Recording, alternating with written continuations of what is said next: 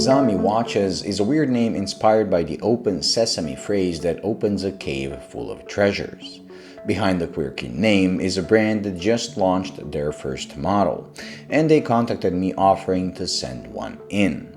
The model name continues the quirky nature by being named Eyes of the Dragon, while style-wise it is a field watch with Seiko alpinist vibes. When I saw the renders, I have to admit I wasn't impressed nor overly excited. It seemed like a watch I've seen a million times with specs I've come to expect at this price point, with only the movement being somewhat different.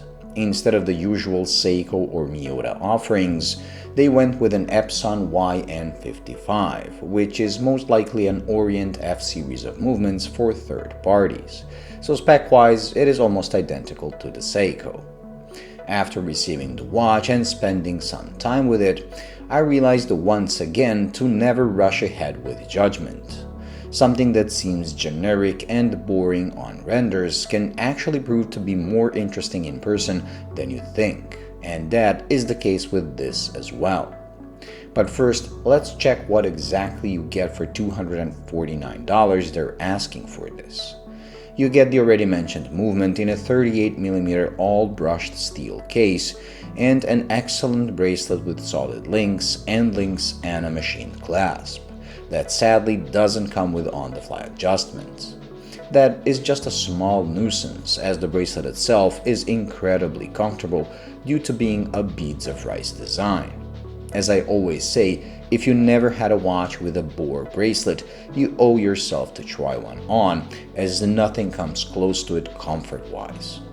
The spec that does bother me a bit more is the fact that they went with the mineral crystal, which was acceptable like 10 years ago, but today, at this time and age, they should have went with a sapphire.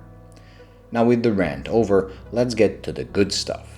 The crown is a screw-in type, giving you 100 meters of water resistance, which means you can take this anywhere and everywhere. Plus, due to it being diamond-shaped, it is one of the easiest to operate I ever tried.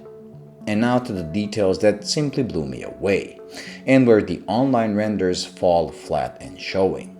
The first is the polished bezel around the crystal. The pictures, and even when holding the watch straight in front of you, will have you believe it is just another regular smooth bezel. But a closer look reveals it is concave, a small detail that makes it much more interesting and cool. The same story goes on with the dial.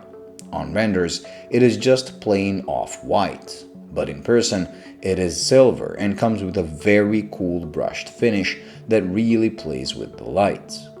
The markers and hands look like they're plain black, which they are, but sometimes they appear almost blue depending on the light. I think it might be down to the crystal and the fact that despite being black, they're actually lumed. Another surprising location of lume is found on the date disc, something I wish more brands would employ. A loomed date blew me away when I was reviewing the Zezame, and I always love seeing it applied to a watch.